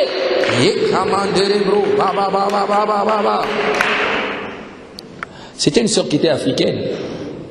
Les docteurs étaient américains. Ils ont dit, les Africains ont des trucs compliqués. Mais eux, ils savaient que lui, il était l'Africain divin. Elle a déclaré. Maintenant, on a libéré. Le mari a ouvert les yeux. Et il a bougé la tête. Les médecins ont dit, madame, il y a de l'espoir. Alléluia. Le diagnostic a changé. De la déception, ils ont dit, madame, il y a de l'espoir. Parce que comme il a ouvert les yeux et qu'il a bougé la tête, c'est que les nerfs ont commencé à fonctionner. Alléluia. C'est ainsi que on a sorti le frère dans les cellules d'urgence d'isolement. On l'a mis maintenant dans une chambre normale. Et une semaine plus tard, il a commencé à parler. Et quelques mois plus tard, il s'est levé. La colonne vertébrale qui était fracturée a été redressée. Et il a repris même le travail. Aujourd'hui, c'est un grand officier de l'armée qui court, qui va en guerre et qui combat. Alléluia! Mais je veux te dire ce matin que la croix de Christ est un bénéfice, c'est le bénéfice que Dieu t'a donné. La croix, c'est le bénéfice. Mais lorsque ta bénédiction arrive, il y a toujours quelqu'un qui veut prendre ta bénédiction par la force. Alléluia. Dieu avait donné une nation au peuple d'Israël, mais il y a des rois des alentours qui assiégeaient cette nation. La bénédiction veut arriver. Ce que Dieu t'a donné, c'est à toi. Si cette sœur n'avait pas compris que Dieu lui avait donné son mari, elle devait se laisser aller. Et aujourd'hui, son mariage fini, on ne devait plus en parler. Mais par la foi, elle a compris que par les meurtrissures de l'homme de Golgotha, moi j'ai été guéri. Donc en moi, pas seulement en moi, il y a la vie de Dieu, la vie Zoé en moi. Ça veut dire que moi, mes enfants, ma postérité, mon mari, ma femme et toutes ces choses sont à l'Éternel. Lorsque la bénédiction est à moi, ça veut dire que ma famille est bénie. Lorsque la guérison est à moi, ça veut dire que mes enfants sont guéris. Amen. Donc toi qui consommes paracétamol, paraceci, paraceli, antibiotiques, microscopine, coscopine, tu bois depuis des années. D'autres ont des sacs, ils traînent des sacs. Pasteur, c'est mon traitement. Le traitement, c'est un sac. Waouh! Je suis chrétien, mais mon traitement, c'est un sac. Ah! Comment tu es chrétien, le traitement, c'est un sac? Oui, le médecin a dit, il faut que je prenne, tu vois. Ça, c'est pour la tension, ça, c'est pour le nez, ça, c'est pour l'oreille, ça, c'est pour la poitrine, ça, c'est pour la vitamine C, pour les forces, ça, c'est pour les médicaments. Alors, moi, je viens voir mon médecin. Je dis, bonjour, docteur. Bonjour, monsieur Punga. Ah, vous savez, si j'avais que vous comme patient, je serais au chômage. Hein? J'ai dit, oui, docteur, vous serez au chômage. Ah, pourquoi vous êtes venu aujourd'hui? Non, je vous ai ramené ma fille. J'ai prié pour, bon, et je vous le ramène quand même. Pour s'occuper du corps. Ah, ok. Examen. Mais je ne vois plus rien, monsieur. Ça ne sert à rien. Je ne vois pas grand-chose. Paye-moi quand même ma consultation. J'ai dit, on te paye la consultation. Ah, la consultation. Lui, il prend la consultation, moi je prends la santé, je repars. Alléluia. Donc comprenez que c'est par la foi que nous sommes capables de bénéficier de ces choses. Lorsque Jésus était devenu péché, la Bible dit qu'il n'est pas devenu pécheur, mais il est devenu péché pour toi et moi. La Bible m'informe que, au fait, parce que lui était devenu péché et que moi, mes péchés ont été portés par lui, donc moi, je ne suis plus un pécheur. Dis à quelqu'un, je ne suis pas un pécheur. Dis-lui bien, je ne suis pas un pécheur. Parle-lui, regarde-lui bien. Dis-lui, je ne suis pas un pécheur. Parce que Christ a pris mon péché. Même si je commets les fautes, je ne suis pas un pécheur. Il a porté mon péché dans ce corps à la croix. Et je ne suis pas un pécheur. Tu dis que cette sœur-là aime le péché, ce frère-là aime le péché. Je ne suis pas un pécheur. Amen. Le jour où vous allez me voir prosterner et dire, priez pour nos pauvres pécheurs, maintenant à l'heure de notre mort, quittez l'église. C'est que je n'ai pas compris. Jésus m'a dit que je ne suis pas pécheur parce que lui il a porté mon péché. Amen. Mais il peut arriver que je commette des actes, ce qu'on appelle les péchés. Parce qu'il y a une nature en moi. Je peux commettre un acte de péché. Mais cela ne fait pas de moi un pécheur. Parce qu'il dit que si vous confessez vos fautes, il est juste, fidèle et bon pour vous les pardonner. Commence à jouir de la force de la confession. Père, j'ai péché contre toi. N'attends pas. Dès que tu commets un acte qui est mauvais, arrête-toi, réponds-toi. Et tu tires le bénéfice de la croix. C'est ainsi que celui qui a tué hier, aujourd'hui vous le voyez à l'église, 2 semaines plus tard il commence à prêcher. Ah, le tueur prêche. Non, cette église-là, le pasteur manque de discernement. Mon ami, tu n'as pas compris. Tu vas accuser le pasteur pour rien. Dieu n'a pas créé des pécheurs. Parce que le péché est pris. Jésus a pris le péché. Il t'a justifié. Tu es juste. Juste. Oui. Le coupable, c'est qui? C'est lui. Non, non, non, non, non, c'est pas moi. Moi, je suis juste. Comment ça, vous êtes juste? Aucun homme n'est parfait, monsieur. Mais moi, je suis parfait. La Bible m'a dit que je suis parfait. J'ai quelqu'un, parmi vous, il y en a qui doutent, qui disent, ah, comment lui peut prétendre dire qu'il est parfait? Oui, je suis juste. Jésus m'a justifié. Par son sang, il m'a justifié. Amen. Et ça, c'est le travail que Satan fait dans la tête des enfants de Dieu. La culpabilité. Tu as fait ça. Regarde, ta famille est divisée à cause de toi. Tes enfants ne te parlent plus à cause de toi. Tes petits-enfants, tu ne les connais pas à cause de toi. Satan te dira à cause de toi, c'est ta faute, c'est ta faute, c'est ta faute. L'accusateur des frères. Culpabilité. Les familles sont divisées à cause de toi. C'est ta faute, c'est ta faute. Si tu n'avais pas fait ça, aujourd'hui l'enfant n'aurait pas pris cette position. C'est faux. C'est faux. Celui qui veut diviser les familles, c'est Satan. Donc quand tu pries, lève-toi. Dis, Père, tu m'as réconcilié avec toi. De la même manière, je suis réconcilié avec tous les membres de ma famille. Amen. Mes enfants sont réconciliés avec moi parce que c'est le fruit de mes entrailles. Et le lendemain, maman, bonjour. Je voulais juste savoir comment tu vas. Maman, c'était pas pour t'appeler, c'était juste pour savoir comment tu vas. Alléluia. Pourquoi ça? Parce que que le Seigneur nous a rendus justes. Alléluia. Donc Dieu vient nous transformer et nous redonner ce qu'on appelle un autre point d'échange divin, ce qu'on appelle la bénédiction d'Abraham. Dis à quelqu'un la bénédiction d'Abraham. Pour que tu sois béni, lui il était obligé d'être maudit. La Bible dit, maudit soit quiconque est pendu au bois. Galates chapitre 3, maudit soit quiconque est pendu au bois. C'est-à-dire que lorsque Christ a été maudit, pour que toi tu sois béni, je peux te garantir, toi qui viens d'Afrique et qui me regarde ce matin, qui a un grand-père bizarre, qui est assis dans des trucs rouges que tu ne comprends pas, dans des couleurs noires, des nattes bizarres, il est assis, les dents sortent bizarrement.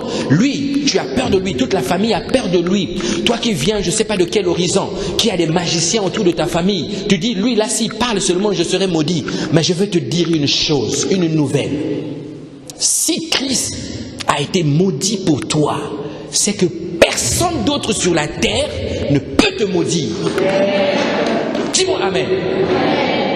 Personne ne peut te maudire. Pasteur, vraiment, mes enfants ont été maudits. Personne ne réussit. Je ne comprends pas, pasteur. Et pourtant, je viens à l'église, je prie. Moi, je dis, ma soeur, ne me demande pas de prier pour ça parce que je ne vais pas le faire. Est-ce que toi-même d'abord, toi tu crois que tes enfants, le fruit de tes entrailles, sont bénis en Jésus? Est-ce que tu le crois? Parce que Jésus a pris la malédiction, il a pris la malédiction pour toi, pour que toi tu vives dans la bénédiction. C'est-à-dire on ne peut pas te maudire. Même le plus grand sorcier du monde, il peut venir te voir, il fait des gestes devant toi, des trucs, n'aie pas peur. Dis je ne crains aucun mal. Alléluia. Toute arme forgée contre toi est sans effet. Une malédiction sans cause est sans effet. Alléluia. On ne peut pas te maudire.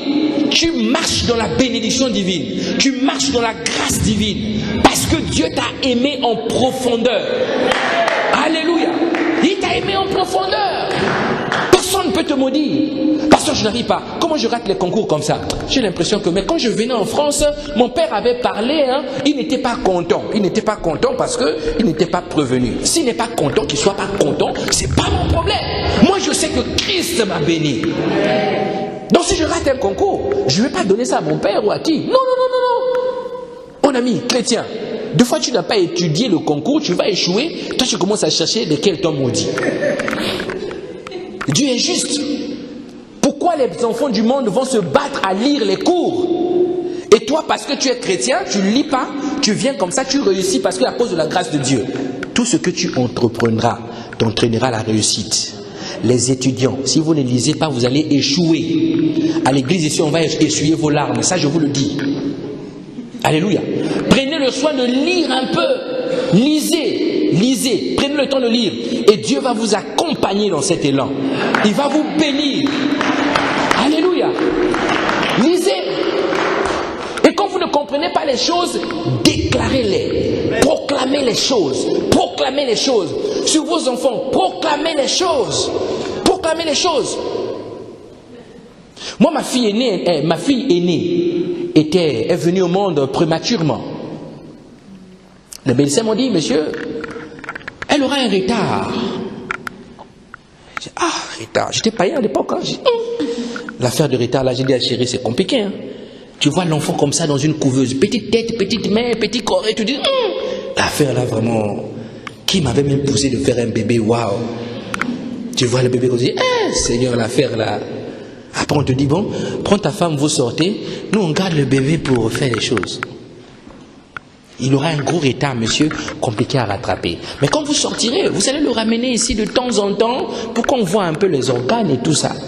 Je dis, l'affaire c'est compliqué. Et j'ai commencé à ramener. Au fait, dans ma tête, même quand j'ai donné ma vie au Seigneur, j'avais une conviction que le Seigneur ne pouvait pas laisser cette chose-là comme ça. J'étais vraiment convaincu. Mais avant, j'avais adhéré à cette mentalité. Je me disais que ma fille là ne va jamais aller loin. Parce que même son cerveau ne peut pas comprendre beaucoup de choses. Donc quand je lui parlais, elle ne comprenait pas. Les maîtresses venaient me dire, monsieur, votre fille, il n'y a pas un problème? Moi j'ai dit, oui, elle est née prématurée. On m'avait dit que ça sera compliqué. Mais j'étais païen. Mais le jour où j'ai donné ma vie au Seigneur, j'ai pris de recul. reculer pour mieux sauter. J'ai regardé l'enfant. Viens ma chérie, viens là. Père, je déclare, jeune de la foi, je déclare que mon enfant ne sera pas sujet de retard. J'ai commencé à proclamer sur l'enfant. Elle va à l'école, les maîtresses. Monsieur, elle commence à faire un peu des efforts. Là, on voit que les notes sont en train d'augmenter. J'ai dit, oui, madame. Oui, madame. Je lui apprends à faire des efforts. L'enfant revient à la maison. Je déclare. Le soir, Presti, viens, papa. Pan, je déclare. Pan, je déclare. Et puis, pan, elle veut me dire, papa, aujourd'hui, j'ai dépassé la première de la classe. J'étais la première. Je dis, les choses qu'on voyait commencent à se manifester. Elle arrive, école primaire, elle avance, les maîtresses. Monsieur, il faut un psychologue d'école. On veut voir le père de Presti. Moi, je suis venu là. C'est vous le père? Oui. Rentrez là-bas. Bureau de la directrice. Monsieur, nous vous conseillons psychologue de l'école. Parce que là, les notes, ça ne va pas. J'ai dit, ok. Bon, on mène le psychologue. Oui, bonjour madame. Oui. C'est vous le papa? Oui. Votre fille a un retard. Je dis, madame, elle n'a pas de retard. C'est vous qui dites le retard. Ma fille a avancé. Mais c'est que prenez le soin de bien expliquer, elle va comprendre. Oui, mais elle prend plus de temps que les autres. Monsieur, il y a des enfants comme ça. Je dis, oui, madame. Il y a des enfants comme ça, je ne nie pas. Mais là, c'est pas comme ça. Hein. Amen. Je dis, là, c'est pas comme ça. Je suis reparti. Presti. Parce qu'elle avait dit, Presti, c'est un enfant qui aura du mal. J'ai fait asseoir ma fille. Je lui ai dit, Presti, c'est qui ton papa? C'est toi, papa. Papa te dit que tu es intelligente. Ok, Presti? Oui. Elle va au collège, 6e. Là, elle est en 6e, là. Satan a envoyé les maîtresses là-bas au collège, dossier scolaire. Nous vous apprenons que cet enfant-là a du retard, il aura du mal. Les géants sont en train de poursuivre l'enfant jusqu'au collège. J'ai dit à ma fille, il se trompe parce que toi tu réussiras. Et je vous garantis que ma fille aînée, c'est pas pour faire des éloges. Aujourd'hui là, j'ai été surpris, elle est venue. Bonjour papa, bonjour. J'ai postulé, je suis candidat pour être délégué de la classe. Je dis, c'est bien. Alors papa, aide-moi à faire mon discours. J'ai dit, oui, assois-toi, je vais t'aider à faire le discours. J'ai fait le discours. Papa, aujourd'hui, c'est le discours. Elle est partie à l'école, discours. Bon, l'enfant qu'on avait dit retard, timidité, machin, il ne réussira pas, discours. Aujourd'hui, je prends ses notes, 16, 17 et demi, 18, mathématiques, 15 et demi, 16, 18. J'ai dit, voilà. Maintenant que le professeur là-bas repart là-bas. Les enfants, nos enfants sont maudits quelquefois par les maîtresses. La malédiction, c'est seulement les mots qu'on donne. Les mots, les paroles qu'on libère sur l'enfant. Tu es idiot, tu ne comprends jamais. Je te parle, je convoquerai tes parents. Géant. Tombe au nom de Jésus.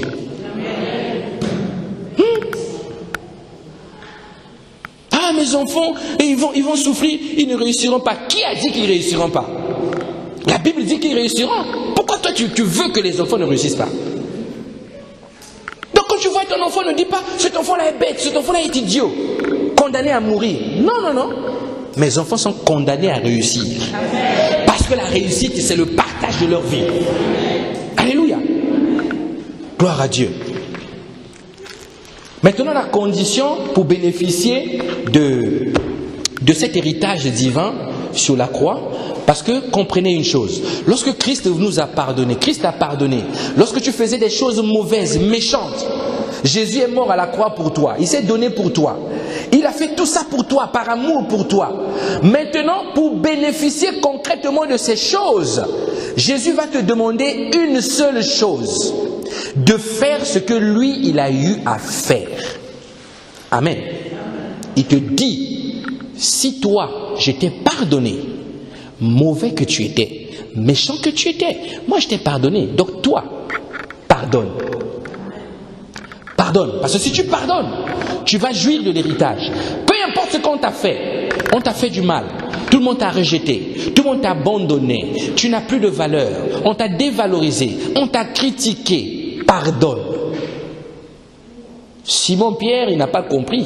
Il est venu dire, ah, Jésus, toi tu nous demandes des choses compliquées. Hein? Je remarque que depuis qu'on te suit, j'aurais mieux fait peut-être de rester à la pêche. Mais depuis que je te suis là, Jésus, toi tu nous demandes des choses compliquées. Bon, dis-moi un peu, toi tu dis pardon là. Combien de fois je vais pardonner? Jésus lui a dit, Simon, tu n'as pas compris. 77 fois x 7. Simon dit, ah, en plus je suis pécheur, je ne suis pas intellectuel. Ça donne quoi le chiffre?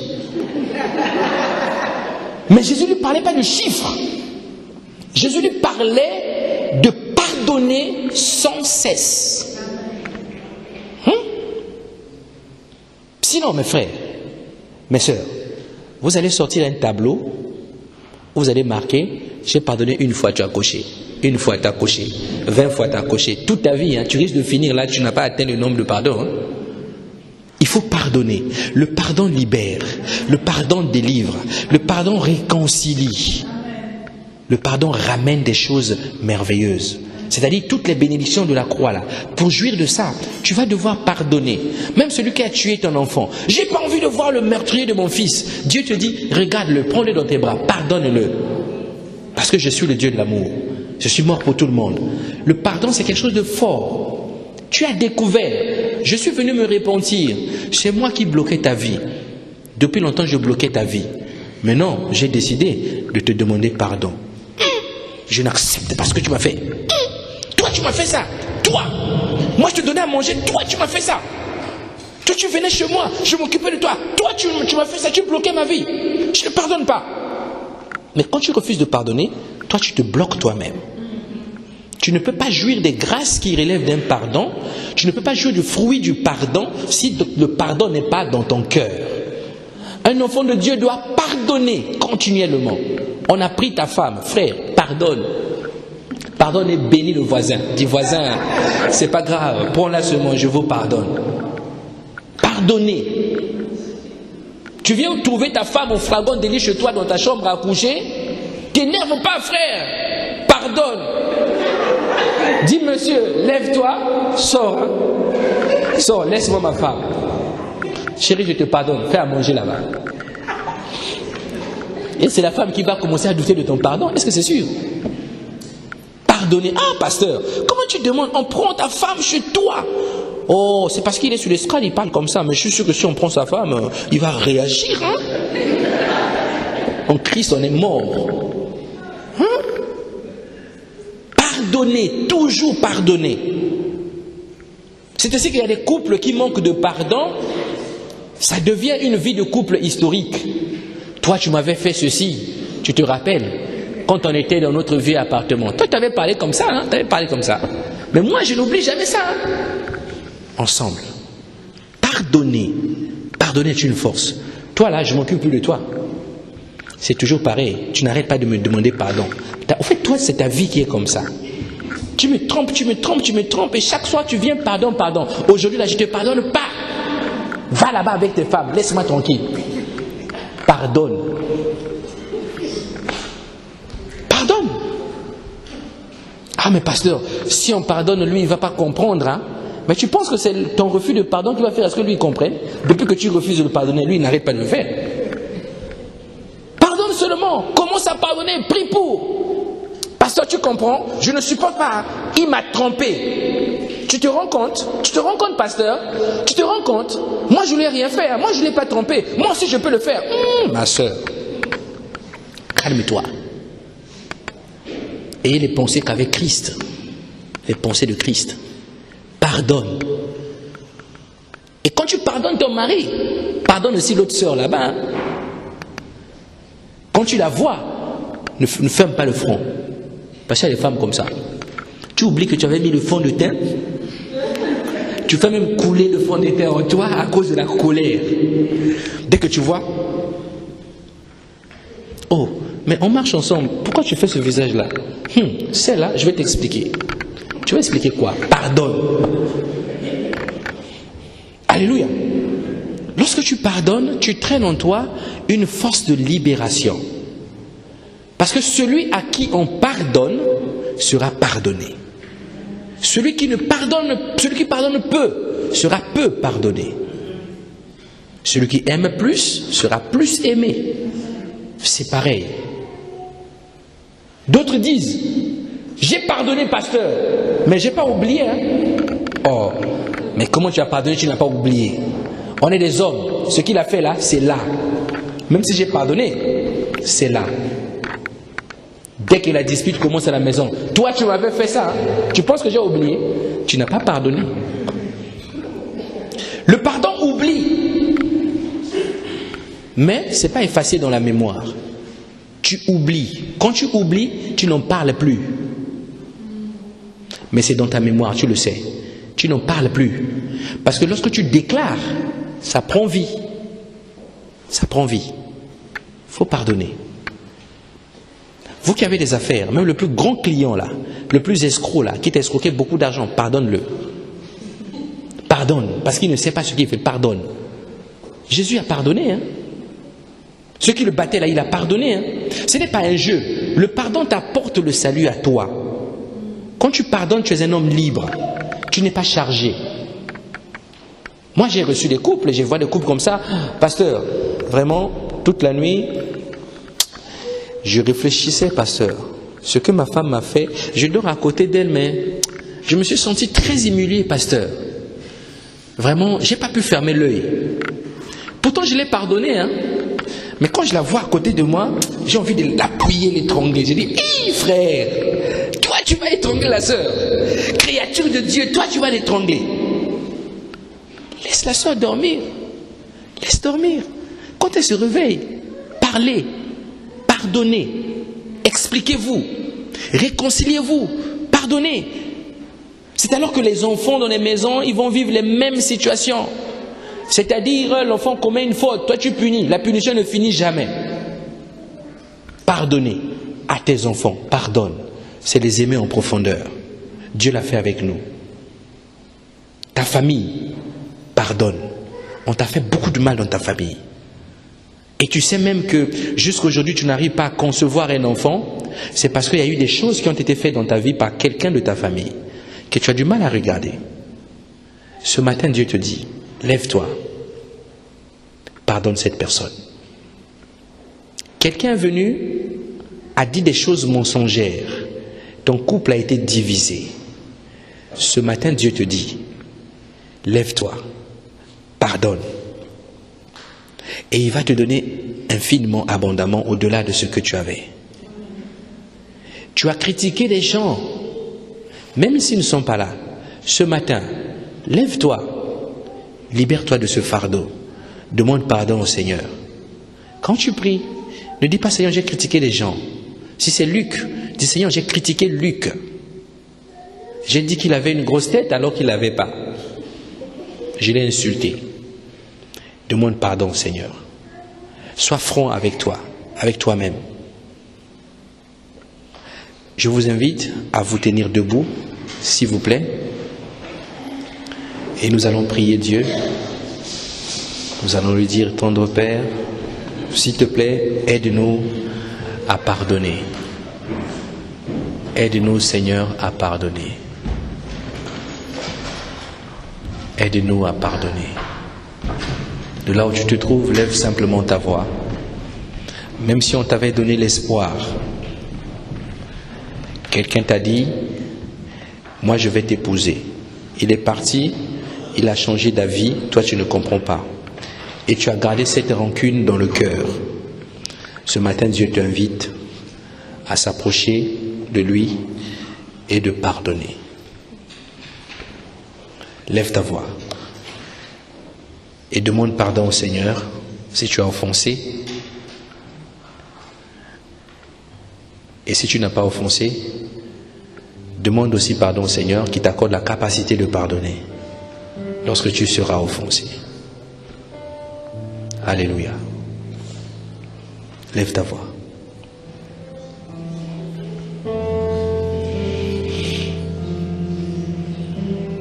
Saint, Saint, Saint, est l'Éternel des armées. Toute la terre est remplie de sa gloire.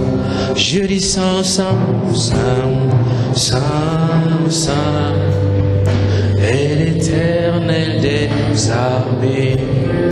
Toute la terre est remplie de sa gloire. Dieu du Saint, Saint, Saint. Oh, et l'Éternel des armées. Toute la terre est remplie de sa gloire.